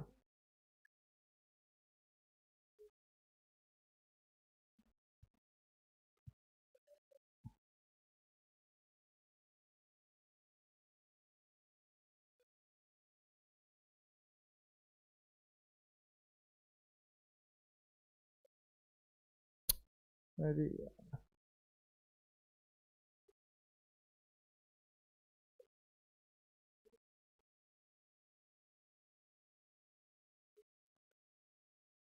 चलिए 5 नंबर देखिए क्या कह रहा है, एनपी 2020 के बारे में कौन सा कथन असत्य है। ध्यान से सुन लो, क्वेश्चन को ध्यान से पढ़ो, क्वेश्चन को ध्यान से पढ़ो। बहुत ही बढ़िया क्वेश्चन लेकर आया हूं आप लोगों के लिए, बहुत ही बढ़िया सेशन। देखो एनपी राष्ट्रीय शिक्षा नीति के बारे में बताओ, 2020 के बारे में कौन सा कथन असत्य है। अगर हम आपको बताएं तो पहला ऑप्शन देखो, जल्दी से बताओ 5 का कौन सा होगा, 5 नंबर का कौन सा होगा। कितने लोग लाइव हो जल्दी बताओ, 5 का कौन सा होगा, जल्दी से कमेंट्स करके बताओ हमें, 5 नंबर का बेटा जल्दी बताओ। चलिए 5 नंबर का देखो, आप कहते हो उच्च शिक्षा संस्थानों में 3.5 करोड़ नई सीटें जोड़ी जाए। ये बिल्कुल सही है, हम आपको पढ़ाएंगे तो उसमें बताएंगे, ठीक। तो ये क्या है, बिल्कुल सही है। अगर हम आपको बताएं, पहला ऑप्शन क्या है, सही। दूसरा कहता है स्नातक स्तर के पाठ्यक्रम पर मल्टीपल एंट्री तथा एग्जिट व्यवस्था की जाएगी। यह भी ऑप्शन क्या है आपका, सही है। अब देखो अगर हम कहें उच्च शिक्षण संस्थान से प्राप्त अंकों को सुरक्षित करने के लिए एकेडमिक बैंक ऑफ क्रेडिट की स्थापना, ये भी बिल्कुल सही है आपका। और ये देखो एमफिल के बारे में चर्चा नहीं करनी है, तो कौन सा ऑप्शन गलत हो जाएगा, मतलब कौन सा असत्य, तो यही ऑप्शन क्या होगा आपका, सही होगा। असत्य पूछा था, गलत पूछा था, तो 5 का कौन सा हो जाएगा, डी हो जाएगा, ठीक। मास्टर फिलॉसफी की कोई बात नहीं करी, एमफिल का मतलब कार्यक्रम, इसके बारे में कोई चर्चा नहीं करी गई। देखो आते हैं नेक्स्ट क्वेश्चन पर, और नेक्स्ट क्वेश्चन आपका ये रहा आपकी स्क्रीन पर। चलो नेक्स्ट क्वेश्चन बताओ, शिक्षा में लिंग अंतरण को कम करने के लिए एनपी 2020 किस फंड की स्थापना की गई, किस फंड की स्थापना की गई, जल्दी से बताओ। जो लोग पढ़े हो जल्दी से आंसर दो, इसका क्या होगा। शिक्षा में लिंग अंतरण को कम करने के लिए एनपी 2020 में किस फंड की स्थापना की गई। तो याद रखिएगा, देखिए ये बिल्कुल नया है, तो आप लोगों को थोड़ी सी दिक्कत हो सकती है आंसर देने में, गलत हो सकता है, लेकिन हम आपको समझाते हैं। देखो यहां पर किसकी बात करी गई, जेंडर इंक्लूजन की बात करी गई, इंक्लूसिव बोलते हैं इसको, इंक्लूजन हिंदी में, ठीक। अब देखो इंक्लूसिव की बात करें तो यहां पर चर्चा ये की गई कि देखो जो लड़कियां और लड़कियों के साथ साथ कौन से ट्रांसजेंडर, किसकी बात करी गई, ट्रांसजेंडर की, कि उनको भी शिक्षा में भाग लेने के लिए उनको भी प्रोत्साहन दिया जाए और उनको भी क्या किया जाए, लिंग अंतरण से खत्म किया जाए। तो कौन सा हो जाएगा, पहला ऑप्शन आपका सही हो जाएगा। बताओ सबको समझ में आया कि नहीं, जहां पर लड़कियों के साथ साथ ट्रांसजेंडर की भी बात करी जाए तो वहां पर क्या, जेंडर इंक्लूसिव की बात कर रहा है। किसकी बात कर रहा है, जेंडर इंक्लूसिव। ठीक, तो कौन सा हो जाएगा, पहला ऑप्शन। अब देखो दूसरे पे चलते हैं, नेक्स्ट क्वेश्चन, और ये रहा आपकी स्क्रीन पे नेक्स्ट, जल्दी से बताइए। अब इसमें क्या होगा, एनपी 2020 के अनुसार, 2020 के अनुसार सामाजिक आर्थिक या जातिगत रूप से शिक्षा में पिछड़े छात्रों को डॉट डॉट घोषित किया जाएगा। जल्दी से इसका आंसर दो, गलत नहीं होना चाहिए इसका आंसर, जल्दी से आंसर दो इसका क्या होगा। पहला ऑप्शन कह रहा विशेष आर्थिक क्षेत्र में, दूसरा कह रहा विशेष सामाजिक क्षेत्र में, तीसरा कह रहा विशेष शैक्षिक क्षेत्र में, और चौथा कह रहा विशेष जाति पहचान क्षेत्र में। अर्चना गौतम, लक्ष्मी सिंह, नेहा जायसवाल, जल्दी से बेटा कमेंट्स करो, जल्दी से आंसर दो, क्या होगा बताओ,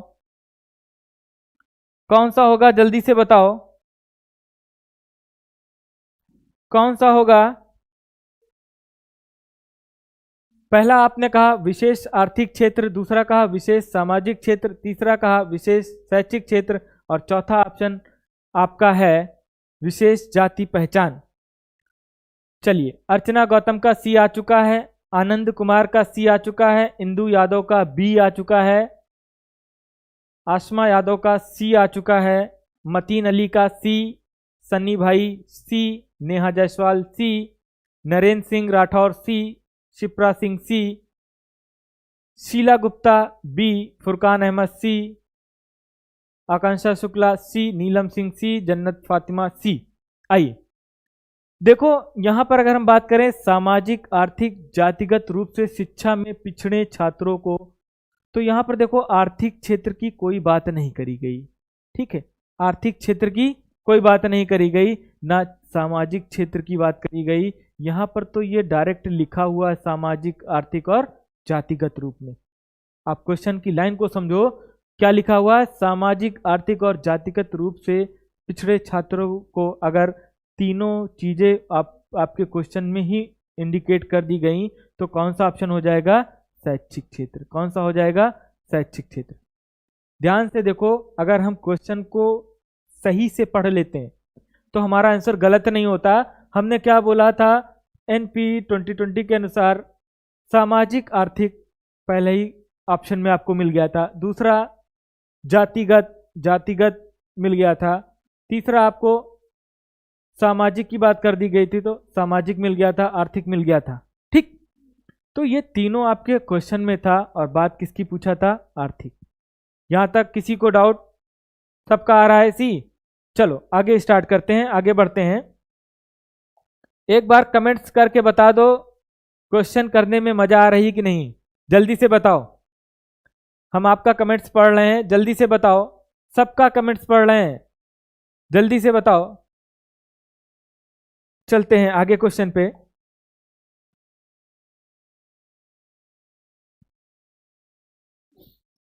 देखो 8 नंबर क्या कह रहा है, 8 नंबर की बात करें तो कह रहा है निम्न में से नई शिक्षा नीति के अनुसार कौन सा कथन सत्य है। निम्न में से, ओके सर जी, जी सर। देखो निम्न में से कौन, नई शिक्षा नीति के अनुसार कौन सा कथन सत्य है। अब बताओ इसमें से कौन सा होगा, जल्दी से आंसर करो, जल्दी से आंसर करो, कौन सा होगा। चलिए बताइए, बिल्कुल सही कह रहे हैं। अच्छा चलिए, लक्ष्मी सिंह जी सर, बेटा इसका आंसर दो, जल्दी से आंसर दो। निम्न में से नई शिक्षा नीति के अनुसार कौन सा कथन सत्य है। देखो, सह शैक्षिक गतिविधियों को मुख्य पाठ्यक्रम में शामिल किया जाए, बिल्कुल सही। ठीक है, बिल्कुल सही, सह शैक्षिक गतिविधियों को मुख्य रूप से पाठ्यक्रम में शामिल किया जाए, बिल्कुल सही। अगला कह रहा है त्रिभाषा फार्मूला अपनाया जाए। ठीक, त्रिभाषा फार्मूला और बोर्ड परीक्षाओं को आसान बनाया जाए, तो कहने का मतलब तीनों ऑप्शन सही, तो कौन सा ऑप्शन हो जाएगा, डी ऑप्शन। तो D option is right answer. ठीक, सबका डी आ रहा है ना, चलो ठीक। आगे चलते हैं नेक्स्ट क्वेश्चन की ओर। और नेक्स्ट क्वेश्चन बताइए, नेक्स्ट है अधिगम का अंतर्दृष्टि सिद्धांत अन्य किस नाम से जाना जाता है? चलिए जल्दी से बताइए, अधिगम का अंतर्दृष्टि का सिद्धांत। सबसे पहले अगर हम बात करें अधिगम का अंतर्दृष्टि का सिद्धांत तो दिया किसने? पहले कमेंट्स ये करो किसने दिया, जल्दी से बताओ किसने दिया? किसने दिया? कोहलर। किसने? कोहलर का सिद्धांत है, कोहलर। और कोहलर ने कौन सा सिद्धांत दिया? तो कौन सा? अंतर्दृष्टि का सिद्धांत, इनसाइट थ्योरी। किसने दिया? इनसाइट थ्योरी, तो कोहलर ने दिया। और अगर हम बात करें कोहलर की, तो कोहलर के साथ देखो कौन कौन से इनके सहयोगी जुड़े थे, तो आप कहते हो वर्दिमर, कोफा। ठीक, वर्दिमर, कोफा, ये सब कैसे कहे जाते हैं? गेस्टाल्टवादी। कैसे कहे जाते हैं? गेस्टाल्ट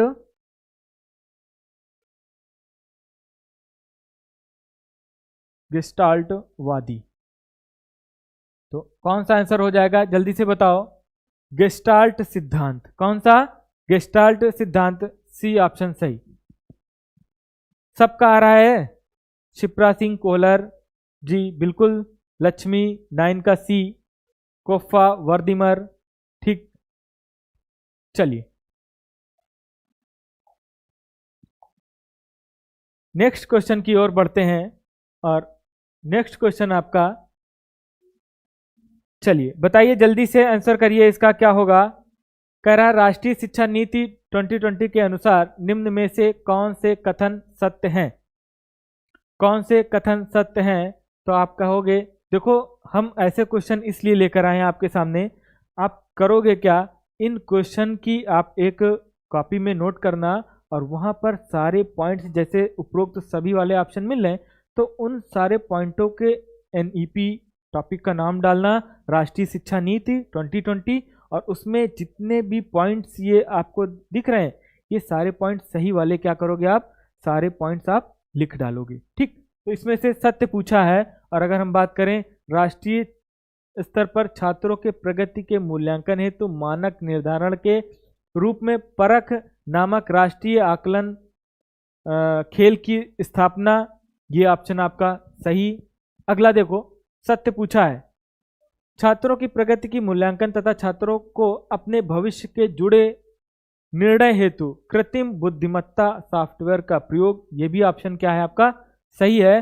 और तीसरा कह रहा है राष्ट्रीय अध्यापक शिक्षा परिषद द्वारा शिक्षकों के राष्ट्रीय व्यावसायिक मानक का 2020 का विकास, ये भी सही है। तो कौन सा हो जाएगा? D is right answer.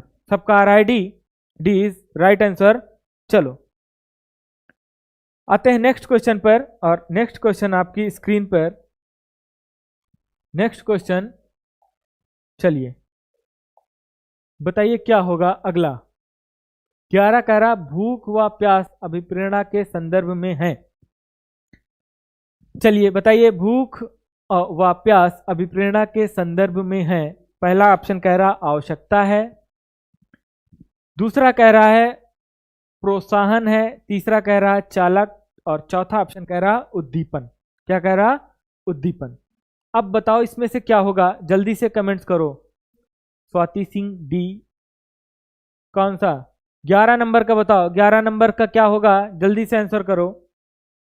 देखो भूख और प्यास, सबसे पहले अगर हम बात करें अभिप्रेरणा की, मोटिवेशन की, तो मोटिवेशन में आपने पढ़ा होगा, तो सबसे पहले क्या आता है?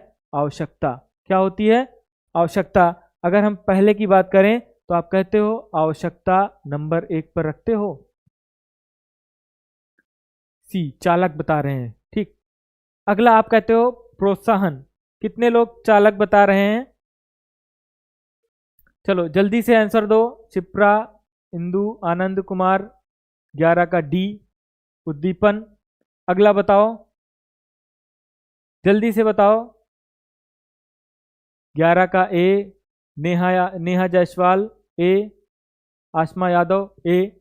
चलो भूख और प्यास की बात करें हम, तो भूख और प्यास, देखो सबसे पहले अगर हम बात करें तो आप कहते हो आवश्यकता। आवश्यकता हमें किसकी होती है? तो आप कहते हो आवश्यकता हमें किसकी होती है? किसकी होती है? 11 का ए। जल्दी से आंसर करो, क्या होगा? गलत नहीं करो, सोच समझ के। बहुत डिफरेंट आ रहे हैं, जल्दी से बताओ क्या होगा। चलो जल्दी से बताओ क्या होगा। आपने कहा भूख व प्यास अभिप्रेरणा के संदर्भ में है। पहला आपने कहा आवश्यकता है ऑप्शन, दूसरा ऑप्शन है प्रोत्साहन, तीसरा ऑप्शन है चालक और चौथा ऑप्शन है उद्दीपन। देखो अगर हम बात करें भूख और प्यास की, तो आवश्यकता हमें किसकी होती है? भोजन की। किसकी होती है? भोजन की। अगर हम बात करें अभिप्रेरणा की, तो आप कहते हो आवश्यकता हमें किसकी होती है? भोजन की। और भोजन के बाद अगर हम बात करें चालक की, तो चालक क्या होती है हमारी?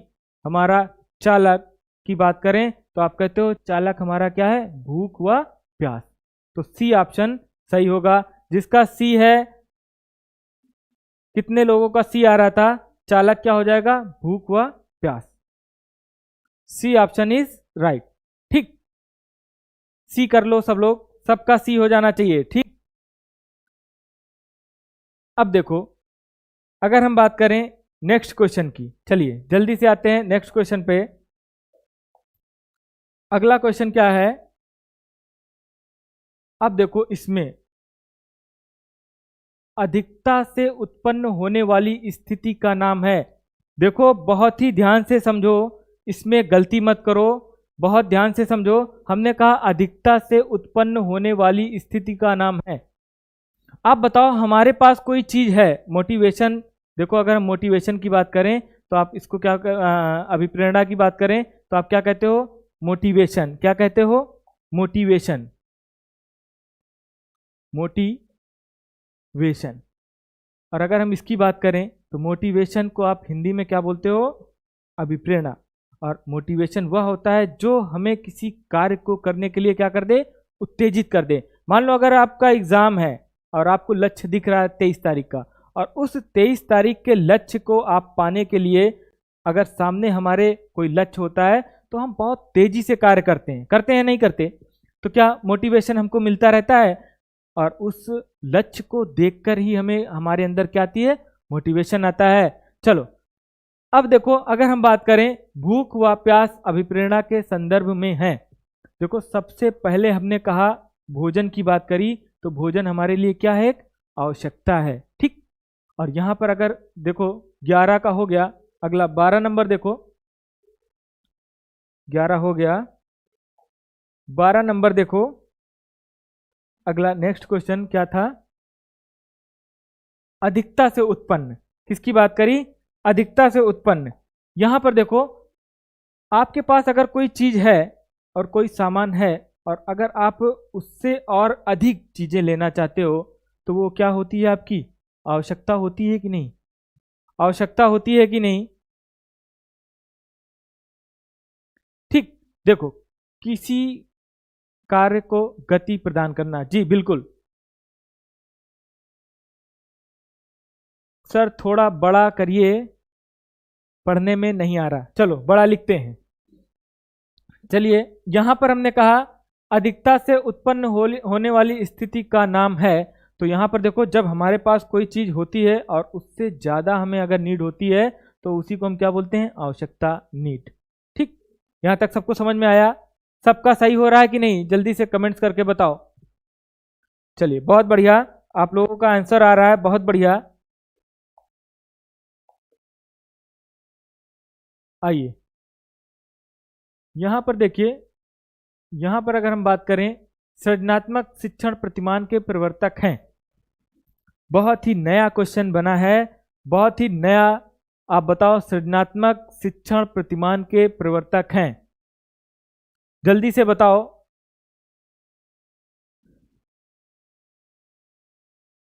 कौन सा होगा? सृजनात्मक शिक्षण, सृजनात्मक शिक्षण प्रतिमान के प्रवर्तक हैं। तो आप किस पर जाओगे? देखो अगर हम बात करें विलियम जे जे, विलियम जे जे गॉर्डन की बात करें, विलियम जे जे गॉर्डन की बात करें, तो ये है। कौन सा ऑप्शन हो जाएगा? पहला ऑप्शन। कौन सा? पहला ऑप्शन। सबका सही हो रहा है पहला ऑप्शन। कौन सा हो जाएगा? पहला। A A A Shipra A, Matin Ali A, Asma Yadav, garden, Pooja Singh A answer. चलिए सबका आंसर आ रहा है। चलिए जल्दी से आंसर करते जाइए।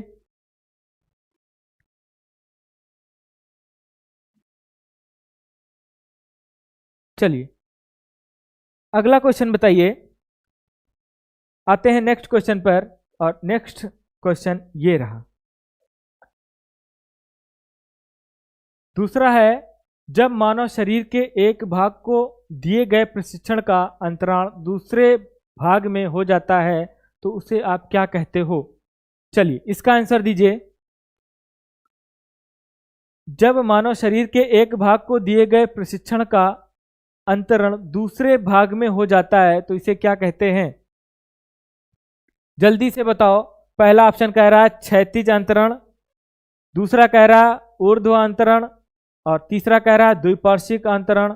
उपरोक्त में से कोई नहीं। कौन सा होगा? जल्दी से बताओ, जल्दी से बताओ कौन सा होगा? अनीता वाजपेयी ए, न्यू क्वेश्चन है। हाँ बेटा बिल्कुल। फुरकान अहमद ए, अंजलि सिंह सी, आसमा दो का सी, नीलम सिंह सी, सी सबका सी आ रहा है। और ए वाले कौन से बता रहे हैं? ए वाले होते हैं क्या? महागलत। क्या होते हैं? महागलत। आओ हम आपको बताएं थोड़ा सा इसके बारे में। देखो यहां पर कहा मानव शरीर के एक भाग को दिए गए प्रशिक्षण का अंतरण दूसरे भाग में हो जाता है। ध्यान से सुनना, समझना थोड़ा सा। अगर हम कहें क्षैतिज का मतलब होता है कि अगर हम किसी चीज में, अगर आपको हम कुछ सिखाएं और उसी में आप आगे बढ़ो, उसी लेवल के काम करो, तो वो क्या कहलाता है? क्षैतिज। ऊर्ध्वाधर की बात होती है कि जैसे हमने कोई काम आपको सिखाया और आप उससे ऊपर लेवल का काम करने लगे। किसका? उसके ऊपर लेवल का काम करने लगे, तो उसको आप किस में रखते हो? ऊर्ध्वांतरण में। ठीक। तीसरे नंबर पर आता है द्विपार्श्विक अंतरण, और हमने आपको ऑफलाइन क्लास में जो हमसे पढ़े हैं उनको पता होगा। द्विपार्श्विक का हमने बताया था। क्या बताया था? जब देखो मानव शरीर के एक भाग को दिए गए प्रशिक्षण, मानव शरीर कितने भागों से मिलकर बना है? जल्दी से कमेंट्स करो, मानव शरीर कितने भागों से मिलकर बना है? तो देखो मानव शरीर दो भागों से मिलकर बना है। कितने भागों से? दो भागों से मिलकर बना है। और अगर हम आपको बताएं, एक आप कहते हो दाहिना भाग और दूसरा आप कहते हो बायां भाग। पहला आप क्या कहते हो? दाहिना भाग, दूसरा आप क्या कहते हो? बायां भाग। अब देखो अगर हम कहें मानव शरीर के एक भाग को दिए गए प्रशिक्षण का अंतरण दूसरे भाग में हो जाता है, मतलब हम दाहिने हाथ से कोई कार्य कर रहे थे और हमें क्या बाएं हाथ से भी कार्य करना आ गया, तो उसको हम किस में रखते हैं? द्विपार्श्विक अंतरण में। किस में रखते हैं? द्विपार्श्विक। बी वाले भी होते हैं महागलत, बी वाले भी क्या होते हैं? महागलत। यहां पर क्या हो रहा है देखो, इसका ऊर्ध्व का मतलब समझो, जब हम साइकिल चलाते चलाते मोटरसाइकिल भी चलाने लग जाएं तब किस में आएगा? ऊर्ध्वांतरण में।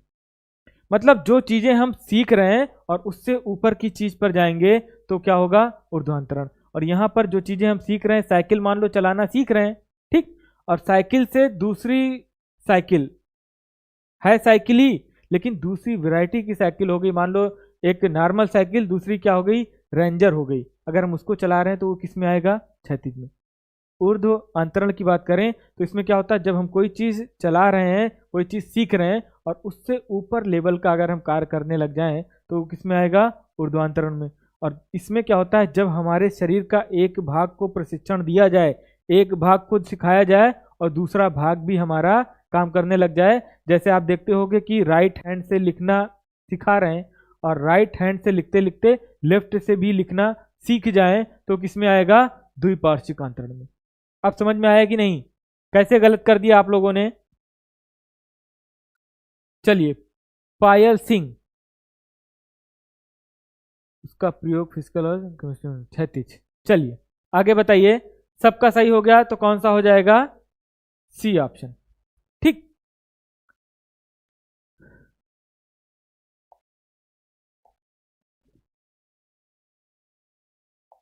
चलिए आगे बताइए अगला क्वेश्चन। क्रिया प्रसूत अनुबंधन सिद्धांत का प्रतिपादन डॉट डॉट ने किया था। क्रिया प्रसूत अनुबंधन का सिद्धांत, चलिए जल्दी से आंसर दीजिए, यहां पर गलत नहीं होना चाहिए। देखिए हम आपको 28 का जो टेट हुआ था वहां पर 4 से 5 क्वेश्चन ऐसे ही ऊपर से पूछ लिया था, तो हम लोग एक रिवीजन तौर पर ये भी कर लेते हैं, ठीक है। अर्चना गौतम सी, अंजलि सिंह ए। चलिए क्रिया प्रसूत अनुबंधन का सिद्धांत, चलो बताओ कौन सा होगा क्रिया प्रसूत अनुबंधन का सिद्धांत।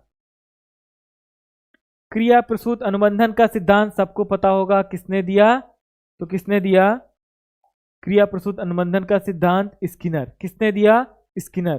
सबका आंसर आ रहा, आसमा यादव, पायल सिंह, अर्चना गौतम, स्वाति कुमार, सतीश कुमार, नीलम सिंह, शिप्रा सिंह, लक्ष्मी सिंह, जन्नत फातिमा। चलिए क्रिया प्रसूत अनुबंधन का सिद्धांत किसने दिया, तो किसने, स्किनर ने। और अगर हम बात करें पावलोव ने कौन सा सिद्धांत दिया था, पावलोव का कमेंट्स करके बताओ, पावलोव ने कौन सा सिद्धांत दिया। पावलोव ने प्रयोग किस पर किया, तो किस पर किया था, कुत्ते पर। किस पर किया था, अब जल्दी से कमेंट्स करके बता दो पावलोव ने कौन सा सिद्धांत दिया। जल्दी से बताओ पावलोव ने कौन सा सिद्धांत दिया, जल्दी से आंसर करिए। पावलोव ने कौन सा सिद्धांत दिया, जल्दी से आंसर। चलिए बताइए पावलोव ने कौन सा सिद्धांत दिया। कोहलर ने, अभी आप पढ़ चुके, कोहलर ने कौन सा सिद्धांत दिया था, कोहलर ने कौन सा सिद्धांत दिया था, अंतर्दृष्टि का सिद्धांत। और अगर हम पूछें पावलोव ने कौन सा सिद्धांत दिया था, शास्त्रीय अनुबंधन का सिद्धांत। वेरी गुड, बहुत बढ़िया, मधु सिंह, नीलम सिंह, आंसर आ गया है। चलो ऐसे ही आंसर करते रहो, शास्त्रीय अनुबंधन का सिद्धांत। चलिए आगे बढ़ते हैं नेक्स्ट क्वेश्चन की ओर। और नेक्स्ट क्वेश्चन आपका, अल्बर्ट बंडूरा निम्न में से किस सिद्धांत से संबंधित हैं। अल्बर्ट बंडूरा निम्न में से किस सिद्धांत से संबंधित है। पहला कह रहा व्यवहारात्मक सिद्धांत, दूसरा सामाजिक अधिगम सिद्धांत, तीसरा विकास का संज्ञानात्मक सिद्धांत, विकास का मनोसामाजिक सिद्धांत। और यहीं पर थोड़ा सा समझो, अगर हम बात करें सामाजिक की, किसकी बात करें, सामाजिक की।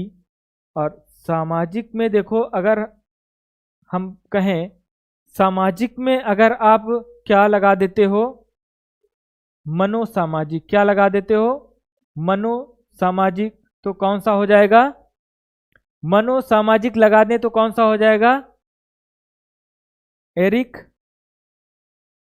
एरिक्शन।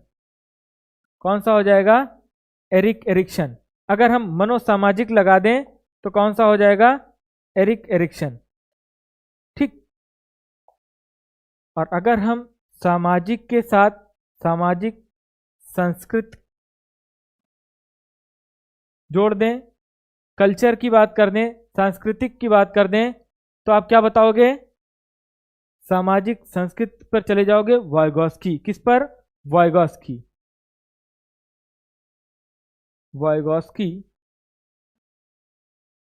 अब देखो, पहला आपने कहा मनो लगा देते हैं तो आप कहते हो एरिक्शन, सामाजिक के साथ अगर सांस्कृतिक जुड़ जाता है तब क्या बताते हो, वाइगॉस्की। और अगर सामाजिक के साथ क्या जुड़ जाए, अधिगम जुड़ जाए, क्या जुड़ जाए, अधिगम, तो आप क्या लगाते हो, सामाजिक के साथ क्या जुड़ जाए, अधिगम जुड़ जाए, तो आप क्या लगाते हो, अल्बर्ट बंडूरा। और यहाँ पर क्या लिखा है, सामाजिक अधिगम। और कौन सा पूछा, अल्बर्ट बंडूरा। क्या पूछा, अल्बर्ट बंडूरा। सबका आ रहा है, चलिए बताइए कौन सा हो जाएगा, बी ऑप्शन, ठीक। चलिए आगे बढ़ते हैं नेक्स्ट क्वेश्चन की ओर। और नेक्स्ट क्वेश्चन आपका,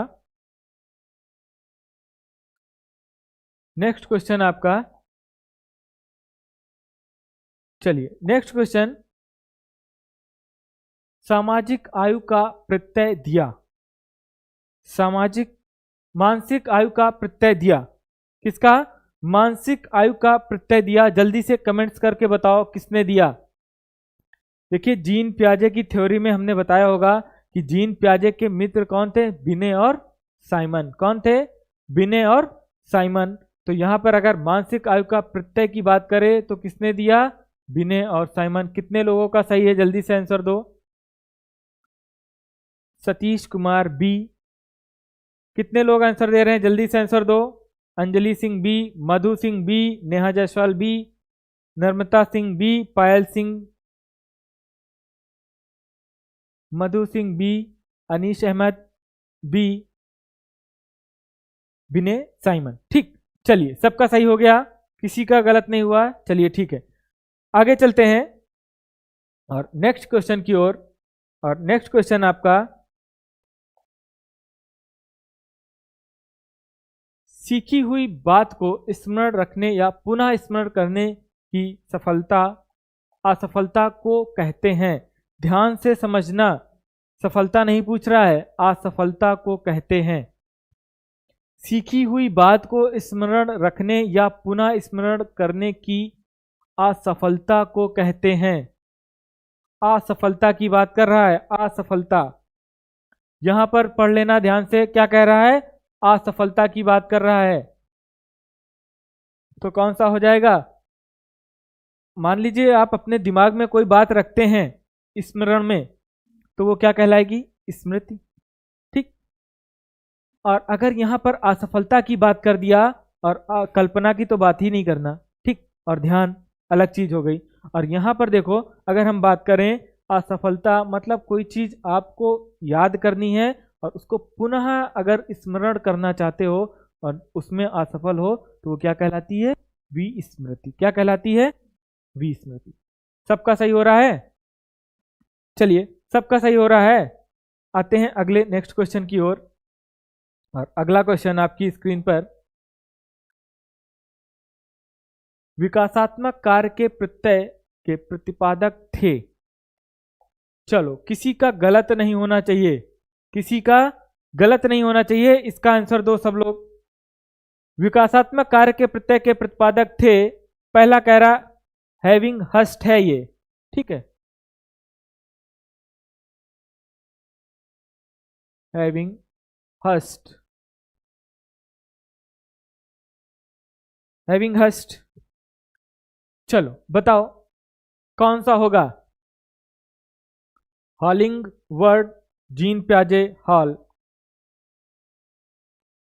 चलिए जल्दी से कमेंट्स करिए कौन सा होगा।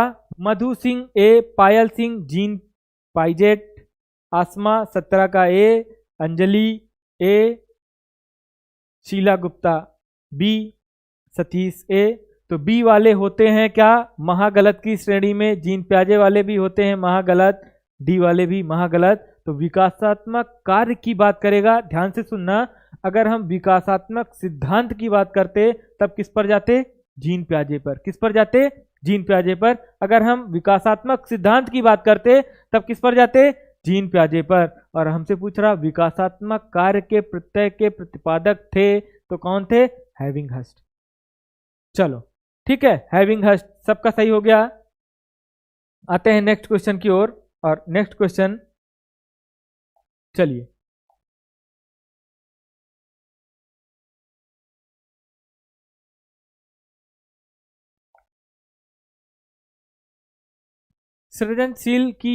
सृजनशीलता की पहचान हेतु किसने सृजनात्मक चिंतन परीक्षण का निर्माण किया।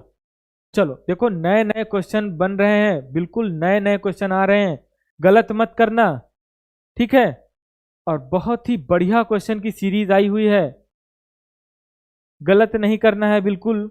चलिए बताइए,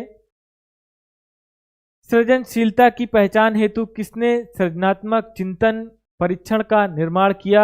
चलो जल्दी से कमेंट्स कर दो, जल्दी से बताओ क्या होगा। स्वाति सिंह ए, कौन सा ए होगा, टॉरेंस, टॉरेंस होगा। कितने लोगों का ए आ रहा है, जल्दी से कमेंट्स करो। Ashma Yadav, Torrens, Torrens. देखो कहीं कहीं पर टॉरेंस लिखा होता है, कहीं कहीं पर क्या, टॉरेंस। चलिए समझ लीजिए इसको ध्यान से, हमने कहा टॉरेंस, ठीक है। चलो अब बताओ कौन सा होगा। सतीश ए, अनीस अहमद, टॉरेंस, स्वाति ए, शुक्ला ए, अनीता वाजपेयी ए, जन्नत फातिमा ए। चलिए सबका ए आ रहा है ना, तो लॉक करते हैं इसको, सबका सही है। ठीक, आते हैं नेक्स्ट क्वेश्चन पे। और अगला क्वेश्चन आपकी स्क्रीन पर, बहुत ही प्यारा सा क्वेश्चन आया और बहुत ही बढ़िया क्वेश्चन। जल्दी से इसका आंसर दो और बढ़िया आंसर दो। कितने लोग इस क्वेश्चन का आंसर सही दे सकते हैं? इरोस शब्द संबंधित है, इरोस शब्द संबंधित है। नीलम सिंह ए, अली ए, पायल ए। जल्दी से बताओ कौन सा होगा। क्वेश्चन नंबर 25, इरोस शब्द संबंधित है, कौन सा होगा? जल्दी से कमेंट्स करिए, बताइए कौन सा होगा।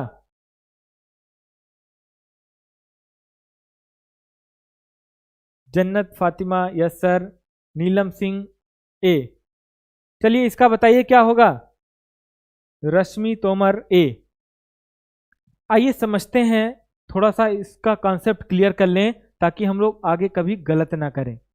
आओ सीखते हैं। देखो, अगर हम आपको मोटिवेशन की बात बताएं तो अभिप्रेरणा के सिद्धांत में सिगमंड फ्राइड ने इसको दो भागों में बांटा। किसने? सिगमंड फ्राइड ने। और सिगमंड फ्राइड,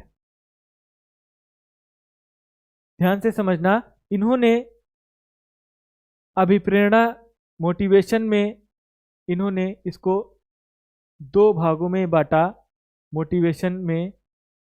अब देखो इन्होंने क्या बताया, बताया कि अगर यहां पर एक कहा सफलता, सफलता, और दूसरा कहा असफलता। क्या बोला? असफलता। सबको दिख रहा है सही से? एक बार कमेंट्स कर दो। सबको सही से दिख रहा है? पायल सिंह बी, स्वाति सिंह सी, सबका डिफरेंट आ रहा है ना। चलिए हम बताते हैं आपको, इन्होंने इरोस शब्द दिया किसने, तो सबसे पहले हम आपको बताएं, इरोस शब्द पूछे दिया किसने, तो किसने दिया?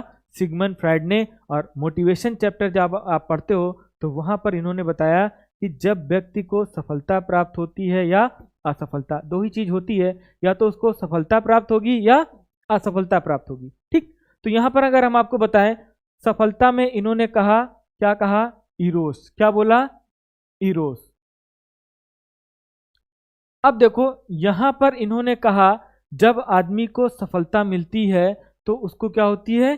जीवन जीने की इच्छा, जीवन जीने की इच्छा, जीने की इच्छा।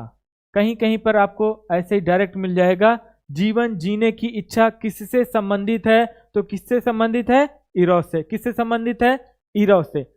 अब देखो असफलता में इन्होंने क्या बताया? असफलता में इन्होंने बताया जब व्यक्ति को असफलता प्राप्त होती है, ठीक है, कोई कार्य करने में उसको क्या असफलता मिलती है, तो उसको क्या होती है? मृत्यु की इच्छा। किसकी? मृत्यु की इच्छा, मृत्यु की इच्छा। और इसी को आप कहते हो जीवन मूल प्रवृत्ति। जीवन जीने की इच्छा को क्या बोलते हो? जीवन मूल प्रवृत्ति। और मरने की, मृत्यु की इच्छा कहते हो मृत्यु मूल प्रवृत्ति। क्या कहते हो? मृत्यु मूल प्रवृत्ति। अब बताओ यहां पर इरोस शब्द की बात करें तो इसी को इन्होंने कहा, जीवन जीने की इच्छा को इरोस से संबंधित किया। और अगर हम मृत्यु की इच्छा की बात करें तो इसी को इन्होंने बोला थानाटोस। क्या बोला? थानाटोस।